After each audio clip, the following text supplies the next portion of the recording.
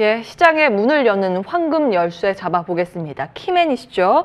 증권가 우주 대스타, KB증권 프라임센터 투자 컨텐츠팀 민재기 팀장 나오셨습니다. 안녕하세요. 네, 안녕하세요. 예, 원래 매주 목요일 또 책임져 주시는데 네네. 지난주에 개인 사정으로 자리를 비우셨잖아요. 네네. 찾는 분이 그렇게 많이 계셨습니다. 아, 그래요? 예. 다행이네요. 2주 동안 또 열심히 준비해서 오늘 네. 내용 준비해 주셨으리라 생각이 드는데요. 네. 먼저 시장에 대한 이야기부터 진단 받겠습니다. 외국인들 요즘 포지션이 그래도 매도 규모가 많이 줄고 있잖아요. 네네. 환율도 좀 부담을 덜어가는 모습인데요. 이제 집 나간 외국인 돌아올 수 있을까요? 네, 5월 말 이후로 이제 살짝 좀 달라지는 모습이 나타나고 있습니다.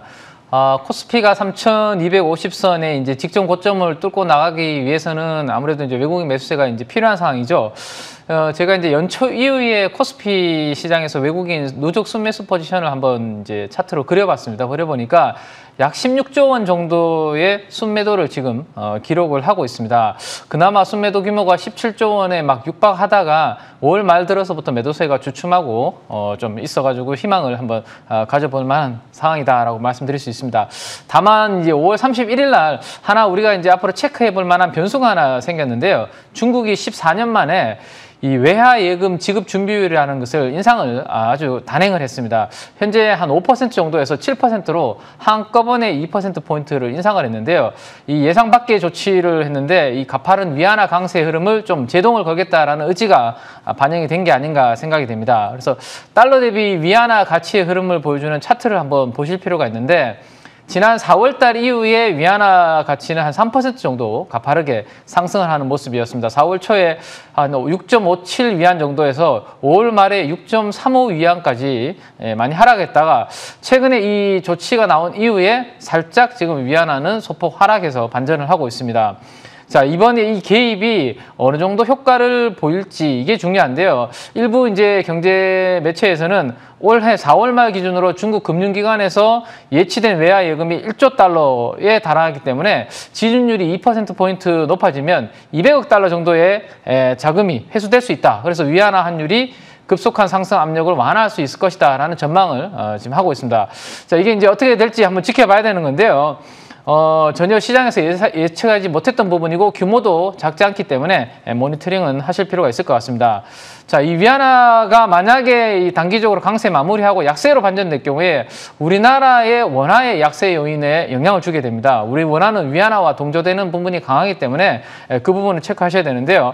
만약에 우리나라 원화도 위안화 약세와 함께 움직인다면 최근에 좀 주춤하고 있던 외국인들의 매도세가 다시 좀 나타날 수도 있기 때문에 그 부분 유의하실 필요가 있습니다. 다만 별다른 만약에 이슈가 없다. 위안화 움직임의 별 분위기가 느껴지지 않는다. 그러면 최근에 이머징 마켓 통화 강세는 좀 더 이어지면서 외국인 패시브 자금의 유입도 6월에는 한번 기대해 볼 수 있는 그런 상황이다라고 말씀을 드리겠습니다. 그래서 전반적으로 이번 중국 조치를 인해서 장중 위안화 흐름을 보시면서 외국인 수급을 체크하면서 단기 대응 하시면 좋을 것 같습니다. 예. 두루두루 매크로 지표도 다양하게 많이 보시는 분이세요. 일단 오늘은 주목하시는 부분 환율, 특히 중국의 위안화가 어떻게 연동돼서 움직이는지 보자라는 내용. 네. 그래도 전반적으로 긍정적인 평가를 네네. 시장에 주시는 것 같은데요. 그럼 종목 투자 전략 세워보겠습니다. 참 종목 잘 보세요. 지난번에 나오셨을 때 경동 BN 요 해주셨는데 많은 분들이 그 방송 보시고 경동 나비엔만 기억납니다 하세요. 사실은 네. 주신 종목들 정말 잘 가긴 했는데 다행히도 경동 나비엔도 그 이후에 신고가 갔고요. 네네. 그리고 첫 출연하실 때 주신 삼목 에스폼도 신고가 가고 뭐 주셨다면 뭐 신고가가 기본인 것 같습니다. 과연 오늘은 어떤 종목에 주목하는지 여부 많은 분들 기다리고 계실 겁니다. 네네. 항공여행주 먼저 볼까요? 어떻게 보세요? 네, 일단 경제 리오픈 때문에 이제 그 소비 회복 모멘텀이 이제 강해지는 구간이고요.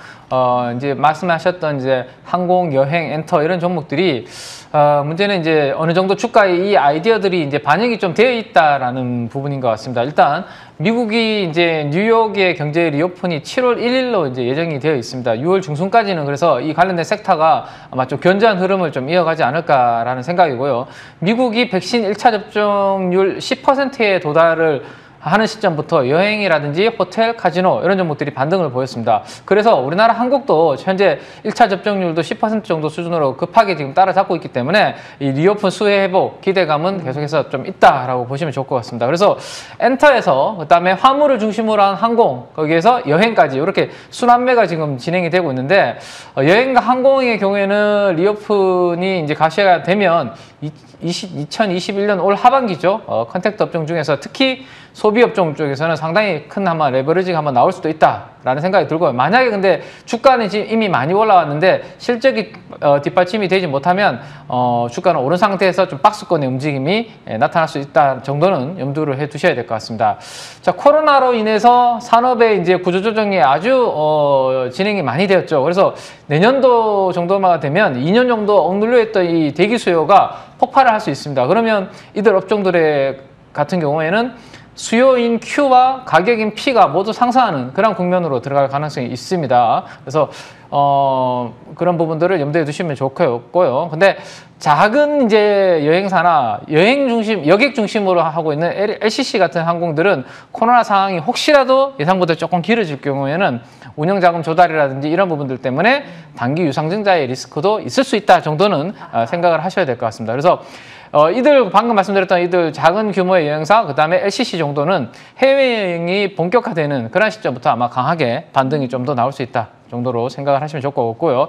불황이 길어져도 좀 살아남을 수 있는 좀 어느 정도 체력이 있는 회사에 투자 관심을 가지실 필요가 있을 것 같고 면세라면 뭐 호텔신라 말씀드렸던 것처럼 호텔신라 여행 쪽은 모두투어 그다음에 항공 쪽은 역시 가장 큰 항공사인 대한항공이 되겠죠, 그죠?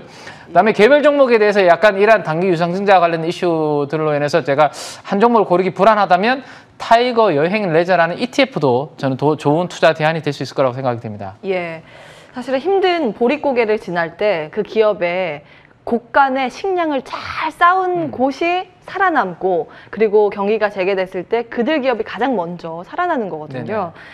그런 관점에서 큰 기업 위주로 골라주셨습니다. 호텔신라, 모두투어, 대한항공 주셨고요. 고르기 번거롭다 하시는 그렇죠. 분들 ETF까지 말씀을 네. 주셨습니다. 타이거 여행 레저. 예, 기억해 보겠습니다. 자, 여름하면 사실은 저는 가장 먼저 떠오르는 건 아이스크림인데 네. 많은 출연자분들께서는 다른 거 생각하시더라고요. 아, 그래요? 어떤 거? 저도 술을 안 해서. 아하. 저도 아이스크림인데. 그러면은 빙그레 볼까요?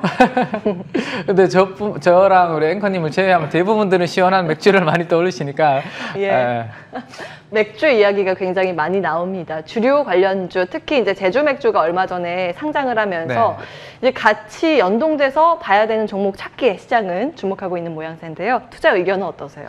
네, 일단 3분기부터는 자영업 쪽에 이제 영업 시간이 규제가 아마 완화가 서서히 되지 않을까 싶습니다. 그래서 이 백신을 맞은 분들 같은 경우는 이제 기존의 4인 이상 집합 금지에서 아마 제외될 것으로 전망이 되고 있죠. 그래서 최근에 백신 맞으려고 하시는 분들이 제 주위에도 많이 늘어나고 계시는 것 같아요. 네네. 예. 그래서 단연 모임이 금지되면서 타격을 받았던 주류 관련된 업체들이 아마도 가장 큰 수혜를 보지 않을까라는 생각을 하고 있습니다.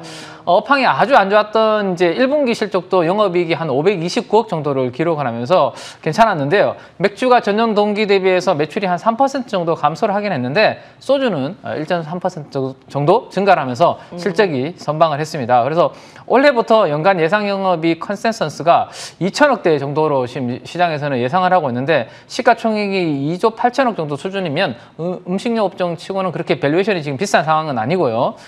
우리 앵커님 말씀하신 대로 지난 5월 26일 날 상장한 제주 맥주가 있죠. 예. 제주 맥주는 상장하고 시가총액이 3천억 정도까지 이렇게 움직이긴 했었는데 작년에도 적자, 올해도 지금 적자가 예상이 되고 있습니다. 근데 하이트 진로에 대한 애널리스트들의 실적 전망치를 제가 가지고 왔는데 최근에 계속 우상향되고 있거든요. 실적이 좋아질 것으로 시장에서는 보고 있습니다. 그래서 감성으로 접근했다가 지금 실적에 주목하면서 하이트 진로에 대해서는 롱, 제주 맥주에 대해서는 지금 숏하는 플레이가 기관 투자가들 쪽에서 움직임이 나타나고 있는 것 같습니다. 그래서 최근에 5일 동안 주가 흐름을 보시면 반대의 움직임이 지금 두 종목이 나타나고 있거든요. 그래서 제가 봤을 때는 우리는 하이트 진로 쪽으로 실적이 있고 주가가 비싸지 않은 하이트 진로에 관심을 두시는 게 저는 좋지 않을까라는 생각입니다. 예, 주식이라는 게 원래 좀 그런 것 같아요. 초반에는 꿈으로 막 급등을 하다가 시간이 지나면 결국에는 실적으로 귀결되거든요. 맥주도 같은 의견.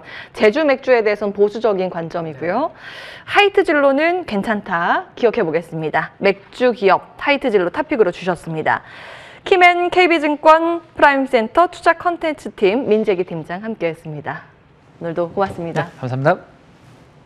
예, 출발 성공 투자 준비된 순서는 여기까지입니다. 지수 견조합니다. 이어지는 순서를 통해서 오늘도 좋은 선택하시기 바랍니다. 시청해주신 여러분 고맙습니다.